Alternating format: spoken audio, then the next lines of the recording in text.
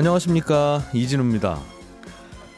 불가리스가 코로나에 효과가 있다고 발표해서 회사 주가가 폭등했던 남양유업의 이른바 불가리스 사태 기억하시죠? 이 논란 이후에 남양유업의 홍원식 회장은 자신과 일가의 회사 지분을 한 사모펀드에 넘기기로 했다가 갑자기 철회를 했고 내일 있을 임시주총에서 새로운 임원을 선임할 예정이었습니다. 그런데 법원이 어제 이 홍 회장 일가의 의결권 행사를 막아달라는 사모펀드 측의 신청을 받아들였습니다. 이번 법원 판결로 남양유업의 소송전이 새로운 국면을 맞게 됐는데요. 잠시 후에 이 내용 자세하게 들어보겠습니다.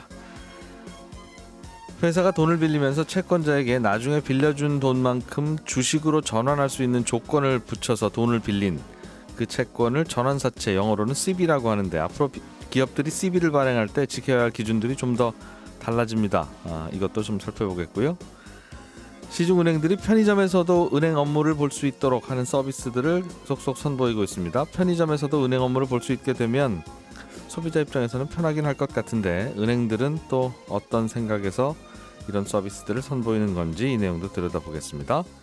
10월 28일 목요일 손에 잡히는 경제, 광고 잠깐 듣고 시작하겠습니다. 네, 경제 뉴스들 정리해 보겠습니다. 오늘도 김현우 행복자산관리연구소장, 손에 잡히는 경제 박사훈 작가, 그리고 에셋플러스의 김치형 경제뉴스 큐레이터, 경제뉴스 삼총사 모이셨습니다. 어서 오세요. 안녕하세요. 김치형 큐레이터님이 준비해 오신 소식부터 남양유업. 네. 남양유업 관련해서 지금 법원에 소송이 붙어 있는데, 그렇죠. 남양유업을 살려던 사모펀드하고 네. 팔려고 했다가 안 파는 쪽으로 마음을 바꾼 것으로 알려진 기존 대주주하고 네. 서로 소송을 벌이고 있는데 뭔가 판결 결과가 하나가 나왔군요. 그렇습니다. 이제 홍원식 회장은 사실상 철회한 게 아니다라고 주장은 하고 있는데요. 그러면 소송이 붙었다는 건 서로 주장이 다르다는 얘기가 되겠죠. 그러니까 모양새는 매각, 그러니까 스스로 나의 지분을 팔겠다는 매각으로 시작해서 소송으로 번진 건 마치 적대적 M&A의 모양새로 지금 약간 바뀌어져 있다라고 보이거든요. 그러니까 적대적 M&A가 시작되면 제일 먼저 하는 게 상대방이 가지고 있는 의결권을 행사하지 못하게 막는 겁니다. 그러니까 의결권을 막아야 뭔가 자기가 주장하는 것들을 주주총회에서 통과를 시킬 수가 있거든요. 그래서 한행컴퍼니가 두 가지를 했습니다. 그러니까 홍원식 회장이 철회한 거, 계약을 어긴 거에 대한 소송을 일단 걸었고요. 회사를 팔겠다고 해서 우리는 사겠다고 하고 계약서 도장 다 찍었는데 갑자기 잔금날 안 나타났다는 게 이제 한행컴퍼니 쪽의 주장인 거죠. 그죠. 그래서 계약을 어겼다. 그랬으니 여기에 대해서 계약을 이행하도록 해달라라는 소송이 이제 가장 큰 거겠죠. 두 번째는 방금 전에 말씀드린 것처럼 보통 경영권 분쟁이 붙으면 상대방 의결권을 제한하는 의결권 가처분 신청이라는 걸 냅니다. 주주총회나 이런 데에서 저쪽의 의결권을 막아달라, 행사를 못하게 막아달라. 그런데 어제 법원에서 한행컴퍼니가 건 의결권 가처분 신청을 인용했습니다. 그 얘기는 받아들였다는 얘기고요. 그래서 내일 이 남양유업 측에서 임시주총을 하나 지금 걸어놨거든요. 거기에서 홍원식 회장 쪽에서 임시주총을 하려고 했었다. 네네. 거기에서 이제 결국에는 홍원식 회장, 홍원식 아들 그리고 처가 가지고 있는 부인이 가지고 있는 의결권을 행사하지 못하게 법원이 막아버린 거죠. 임시주총에서 하려던 거는 뭐였는데요? 임시주총은 신규 이사진 선임을 하겠다라고 해서 4명의 이사진 후보를 올려놨어요. 그건 이제 과거 경영진이었던 홍원식 회장 쪽이 신임하는 이사들이겠군요. 그렇습니다. 면면을 보면 다 남양유업에서 꽤 오랫동안 근무한 본부장들, 그러니까 지금은 등기 임원 아니고 비등기 임원으로 돼 있는 분들을 사내 이사로 선임하면서 등기 임원으로 바꾸겠다는 얘기거든요. 그래서 4명 모두 3명은 그 공장장 등 남양유업 내부 사람이고 한 분은 법률 전문가로 보이고요. 그렇게 해서 4사람이 지금 후보로 올라가 있습니다. 이게 기존 이사들이 임기가 끝나서 교체하는 겁니까? 아니면 그냥 이사의 숫자를 추가로 늘리는 겁니까? 어떤 이유일까요? 지금 언론에서 보도된 거는 교체라고 얘기가 많이 되고 있는데요. 제가 어제 공시를 다 이렇게 둘러보는데 교체라는 말은 단 한 건도 없고 신규 이사 선임이라고 돼 있거든요. 그래서 두 가지 해석이 가능할 것 같은데 현재 남양유업의 이사진은 6명으로 구성돼 있어요. 그래서 6명 중에 먼저 홍원식 회장 1명 있고요. 대표이사. 그다음에 어머니가 고령이신데 사내이사로 돼 있습니다. 지금? 그리고 아들이 올라가 있거든요. 그렇다 보니까 매각할 때 그 홍원식 회장이 나와서 불가리스 사태에 대해서 이제 그 국민들한테 사죄의 말씀을 드리면서 경영일선에서 빠지겠다라고 얘기를 했었거든요. 근데 아직까지 그냥 사내이사로 돼 있기 때문에 네. 신규 이사들을 선임하는데 자기 사람을 선임하면서 본인은 빠질지, 본인은 빠지면서 여론을 좀 피해가려고 하는 것인지, 아니면 본인도 계속 하면서 이사 숫자만 늘린 건지. 이사 숫자만 늘리는 건지는 사실상 잘 모르겠고요. 이사 숫자만 늘리는 것도 M&A까지는 아닙니다만 상대방 다툼이 있으니까 네. 유리합니까? 경영권이라는 게 지분을 사들인다 그래서 경영권을 가져갈 수는 없거든요. 예. 보통은 이제 지분을 팔면 경영권을 가져간다라고 인식을 많이 하시는데 이사진에서 이사진을 장악을 해야 회사의 주요 결정을 다 할 수가 있기 때문에 이사회를 장악을 해야 됩니다. 그 얘기는 이사회에서 과반 이상의 이사를 자기 사람을 둬야 된다는 얘기가 되겠죠. 예. 그러면 나중에 혹시나 법적 문제가 계속되면서 이게 약간의 그 지분 싸움이라든지 뭐 이쪽에선 자기 지분이라고 하고 이쪽에는 아니다라고 주장할 때 이사진 숫자를 확 늘려놓으면 상대방이 이 이사진을 구성하기 위해서는 지금 6명인데 4명이 더 들어가면 10명이지 않습니까? 5명 이상의 상대방 사람을 넣어야 되는 거고 기존 사람 빼고 네. 아니면 뭐 10명을 또 해서 같이 싸워야 되는 상황이기 때문에 네. 적대적 M&A에서 이렇게 이사진 숫자를 늘리는 것은 일종의 방어책으로 읽혀집니다. 알겠습니다. 그래서 사모펀드 쪽에서는 그 임시주총을 막아달라는 소송. 네네. 남영유업은 그냥 우리가 하는데 왜 뭐라고 하느냐는 그런 반론이었을 텐데 법원은 사모펀드 쪽에 손을 들어줬어요. 네, 그렇습니다. 어떤 논리였습니까? 일단은 제가 봐서는 이제 뭐 앞서 본안 소송이라고 해서 이거 자체가 계약을 어겼으니까 계약을 이행하게 해달라는 거를 인정했다 이렇게 보기는 힘들고요. 아직 본 소송이 결과가 안 나왔는데 그 안에 다른 짓 하지 말라. 이런 뜻으로 해석하면 될 것 같아요. 그러니까 서로 자기 거라고 우기면서 뭔가의 주총에서 하는 행위 자체를 본안 소송의 결과가 나오기까지는 하지 않는 게 좋겠다라고 법원이 판단한 것으로 보이고요. 그래서 내일 사실상 임시주총의 의미가 사라진 것이죠. 그러니까 뭐 그 홍원식 회장 측 지분이 53% 정도 되거든요. 그러니까 절반 이상의 지분을 가지고 있는데 이 절반 이상의 지분의 의결권을 행사 못한다라고 하면 부결될 가능성이 높아졌고 그래서 내일 이제 주총은 사실상 의미가 없어졌고요.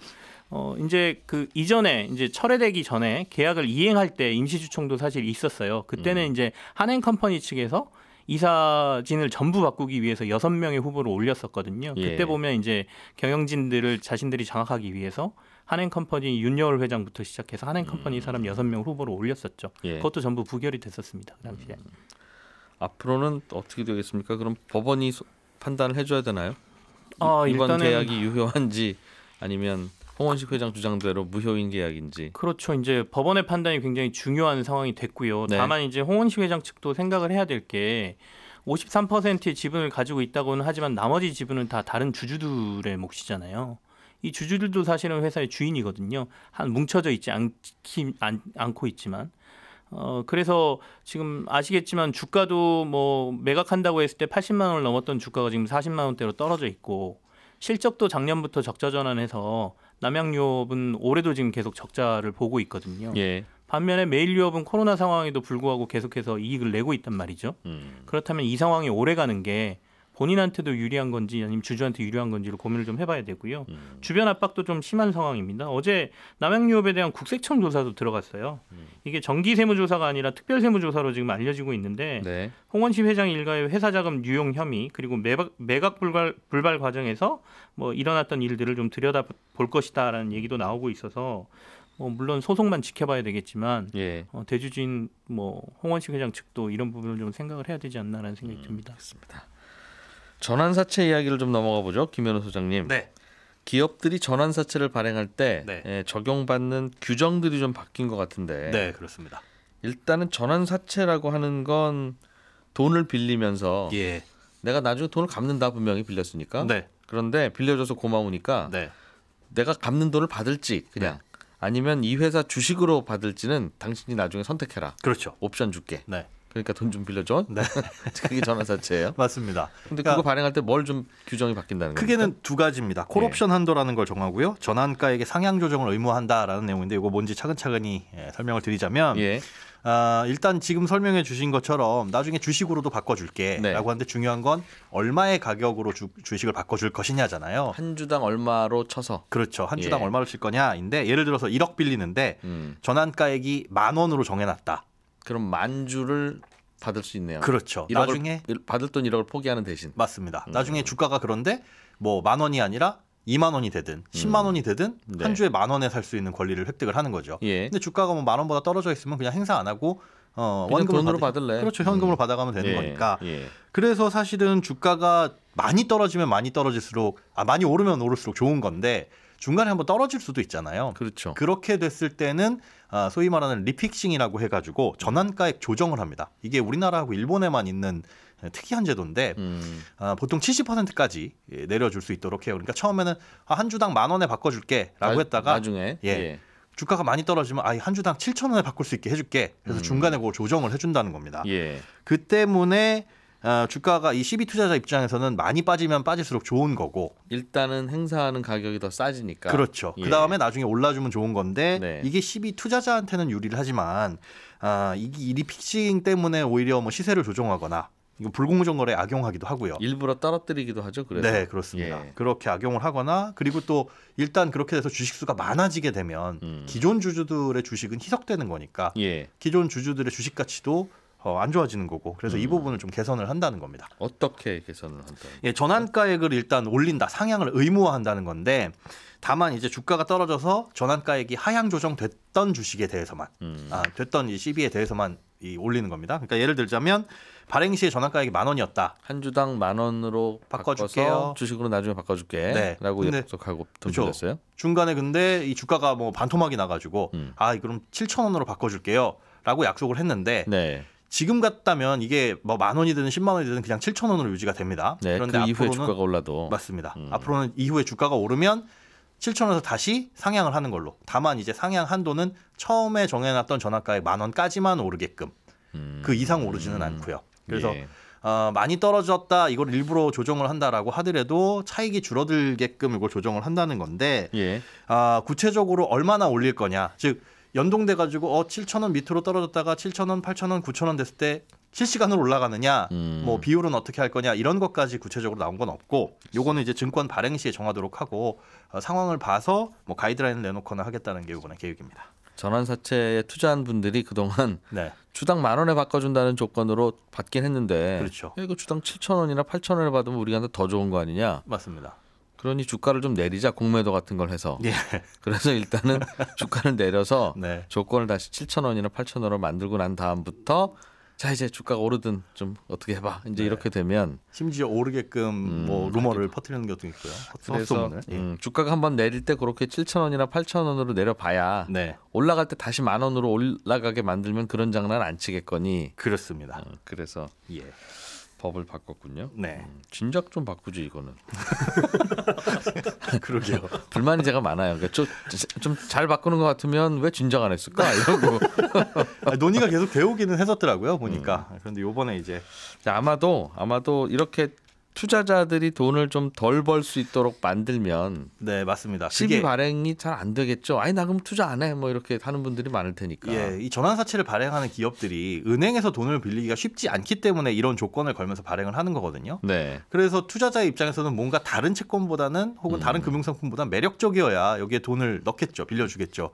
그래가지고 이 부분을 이렇게 막게 됐을 경우에는 이런 특히나 돈을 빌리기 어려운 스타트업이나 뭐 벤처기업들이 힘들어질 수 있다라는 우려 때문에 좀 주저주저 해왔는데 그런 부작용을 우려해서 이번에도 3호로 발행하는 CB에 대해서만 이렇게 전환가액을 합니다. 적용을 합니다. 다시 올라갈 때도 다시 올라가도록. 그런데 이제 그러면 3호로 전환하는 비율이 얼마나 되냐? 대부분이에요. 다 해요. 거의. 대부분 전환사채가 3호 전환사채죠. 2018년 기준으로 보니까 1%도 안 되는 게 공모로 발행이 됐고 전부 다 3호다 이렇게 보시면 됩니다. 알겠습니다. 또 바뀌는 게 있어요? 콜옵션 한도를 조정한다라는 게 있는데 이거 뭐냐면 콜옵션이라는 건 전환사채를 다시 사들일 수 있는 권리입니다. 요걸 이제 행사하면 이 전환사채를 갖고 있는 사람들은 그 행사한 사람에게 콜옵션 행사자에게 이걸 팔아야 돼요. 그러니까 이게 회사에서 행사를 하게 되면 발행자가 행사를 하게 되면 아직 채권의 만기는 남았지만 그 채권 저희한테 주시고 현금 받아가세요. 좀 일찍 갚을게 그 말이에요. 일찍 갚을게 그런 말인데 이게 단순히 회사가 그걸 행사하게 되면 돈을 일찍 갚는 것처럼 보이지만 이 콜옵션을 제3자한테 부여를 할 수도 있고 팔 수도 있습니다. 그러다 보니까 콜옵션을 최대 주주에게 주거나 특수관계인에게 줘놓고 이분들이 나중에 주가가 올라갔을 때 콜옵션을 행사를 하면서 전환사채를 가져오고 그걸로 주식을 바꿔가지고 지분을 늘리는 편법으로 이제 운영을 하더라. 그래서 그것도 이제 막겠다라는 건데 네. CB가 발행됐을 당시에 최대 주주의 지분이 얼마냐? 만약에 10%다라고 한다면 전환사채 콜옵션을 행사할 때도 10%까지만 발행액에 그렇게 해가지고 좀 제한을 하겠다라는 내용입니다. 지금까지는 이거 회사가 너희한테 빌린 돈인데 예. 내가 너네한테 갚을게. 그 대신 그렇죠. 전환사채 나 줘. 맞습니다. 그렇게 할 수 있다는 거죠. 네. 그리고 내가 주식으로 싹 바꿔서 하는 주식을 건데 많이 보유하고 그런 것도 하지 말아라. 네. 이것도 왜 진작 안 바꿨대요? 열일합니다. 박 작가님, 네. 편의점이 은행으로 변해요? 네. 지난달에요. 예. 하나은행이 편의점 CU랑 협업해갖고 CU 편의점 매장에서 은행 업무 볼 수 있게 했거든요. 네. 그리고 어제는 신한은행이 GS랑 손잡고 마찬가지로 GS 편의점에서 은행 업무 볼 수 있게 했습니다. 그래서 이제는 은행하고 편의점이 손잡고 협업하는 게 하나의 트렌드가 된 게 아닌가 싶어 준비한 건데 예. 어제 하나은행이랑 신한은행 쪽이랑 통화해보니까 앞으로도 이런 형태의 영업을 계속 늘리는 쪽으로 방향을 잡고 있다고 해서 요거 한번 알아봤습니다. 예. 그러면 은행 업무 중에 뭘 할 수 있는 거예요? 편의점을 가면? 어지간한 건 다 할 수 있다고 보면 돼요. 계좌 개설한다든지 체크카드 발급받는다든지 금융상품 가입도 할 수 있습니다. 대출도 해줘요? 대출은 안 됩니다. 그건 안 되고. 네. 알겠습니다. 그냥 간단한 업무들은 네. 네. 이렇게 은행이 굳이 편의점에서도 이런 업무를 하게 하는 건 네. 은행 지점들이 잘 없어지니까 고객들이 불편할까 봐 그런 거죠? 물론 그런 것도 있겠습니다만 은행은 점포 유지하는데 비용 많이 들거든요. 네. 임대료 내야 되고요. 그 안에 이런저런 가구 배치해야 되고요. 사람이 늘 상주해야 되고요. 예. 네, 예전처럼 은행으로 고객들이 많이 찾아오는 건 아니니까 어지간하면 또 비대면으로 요새 은행 업무 보잖아요. 네. 그래서 점포수 점점 줄이고 있거든요. 매년 한 30개, 40개씩 줄다가 작년에는 한 300곳이 통폐합됐어요. 그리고 올해는 9월 기준으로 보니까 250개가 통폐합됐는데 은행 입장에서는 점포수 더 줄이고 싶겠죠. 네. 비용 들어가니까. 근데 금융당국에서 못 줄이게 합니다. 줄이려고 하면 야 그렇게 점포 줄이면 비대면으로 은행 업무 못 보는 사람들 어떻게 하냐. 예. 어지간하면 좀 버텨보련 이렇게 압박을 주거든요. 그러니까 은행들 입장에서는 실제로는 점포를 줄이되 점포를 유지하는 효과 낼 수 있는 다양한 방안을 고민합니다. 그래서 지점 폐쇄하고 소형 출장소로 대체를 하기도 하거나 아니면 이렇게 편의점에서 은행 업무 볼 수 있게 하는 건데 반대로 편의점 입장에서는 은행 업무 보러 오는 사람이 편의점에서 물건 하나를 더 가져갈 테니까 그걸 기대하는 거고 편의점이 매달 내는 임대료도 은행 측에서 일부 부담을 하거든요. 이것도 얼마 내는지 궁금해하고 물어봤는데 예. 구체적인 액수를 공개할 수는 없다고.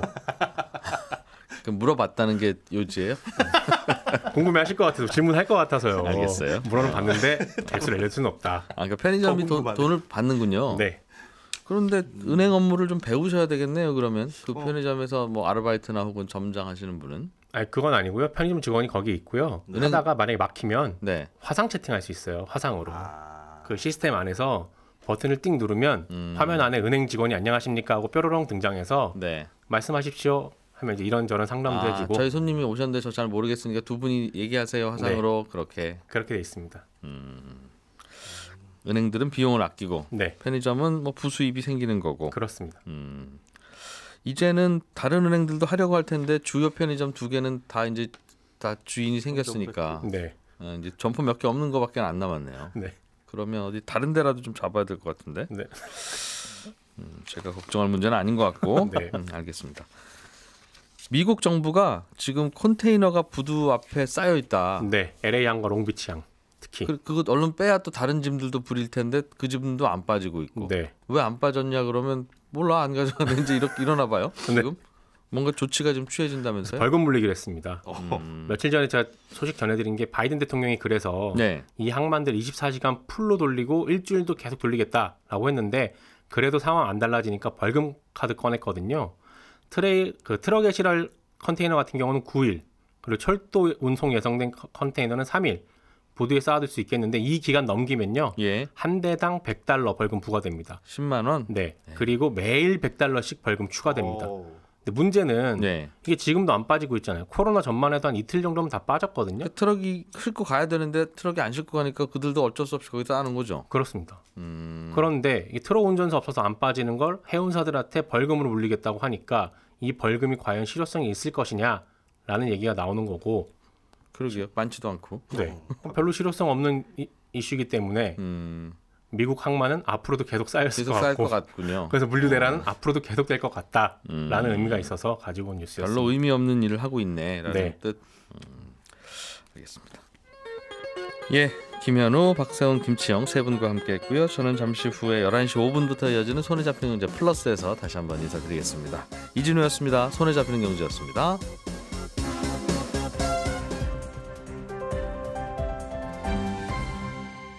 경제를 생각하는 사람들의 즐거운 습관. 이진우의 손에 잡히는 경제.